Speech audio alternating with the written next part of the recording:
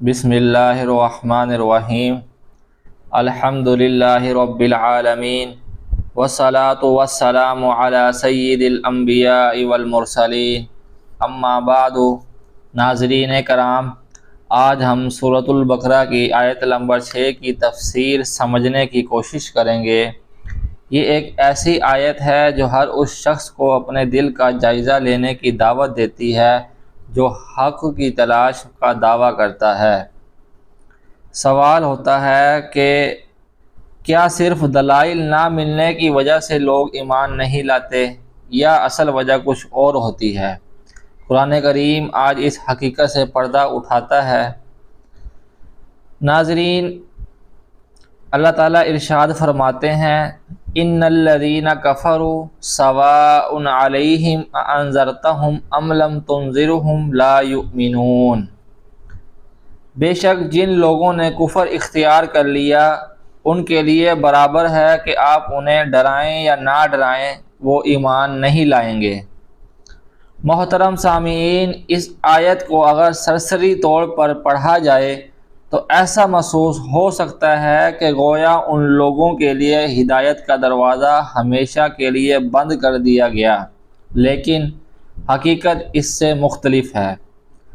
مفسرین کرام خصوصاً حضرت عبداللہ بن عباس رضی اللہ تعالی عنہما فرماتے ہیں کہ اس آیت میں ان مخصوص لوگوں کا ذکر ہے جنہوں نے پوری ضد اور ہٹ دھرمی اور تکبر کے ساتھ یہ فیصلہ کر لیا تھا کہ چاہے کتنے ہی واضح دلائل ان کے سامنے آ جائیں، وہ نبی کریم صلی اللہ علیہ وسلم پر ایمان نہیں لائیں گے۔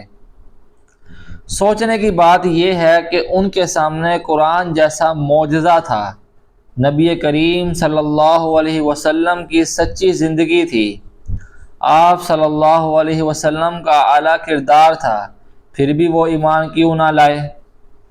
تو اس کا جواب یہ ہے کہ مسئلہ دلیل کی کمی نہیں تھا بلکہ دل کی بیماری تھی۔ جب انسان اپنے نفس، اپنی انا اور اپنی خواہشات کو حق سے زیادہ اہم سمجھنے لگتا ہے تو پھر روشن سے روشن دلیل بھی اس پر اثر نہیں کرتی۔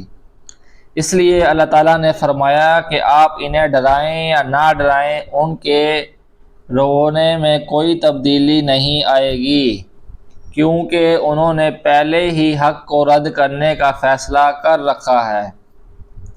ناظرین کرام، یہاں ایک اور اہم لفظ انداز ہے جس کا ترجمہ ڈرانا کیا جاتا ہے۔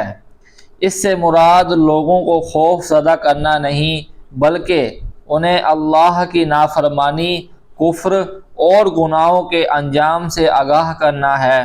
یہی تمام انبیاء کرام علیہم السلام کی دعوت کا بنیادی انداز تھا۔ وہ لوگوں کو صرف عذاب سے نہیں ڈراتے تھے بلکہ انہیں اللہ کی رحمت، مغفرت اور جنت کی خوشخبری بھی سناتے تھے۔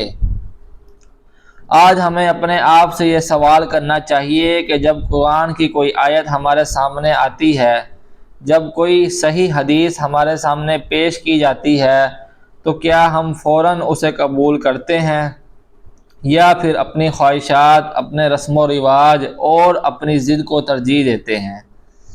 اگر انسان کا دل حق قبول کرنے کے لیے تیار ہو تو اللہ تعالیٰ اسے ہدایت عطا فرماتے ہیں، لیکن اگر کوئی شخص جان بوجھ کر حق سے منہ موڑ لے، تکبر اختیار کرے اور ہر دلیل کو رد کر دے تو پھر آہستہ آہستہ اس کے دل سے حق قبول کرنے کی صلاحیت ختم ہونے لگتی ہے۔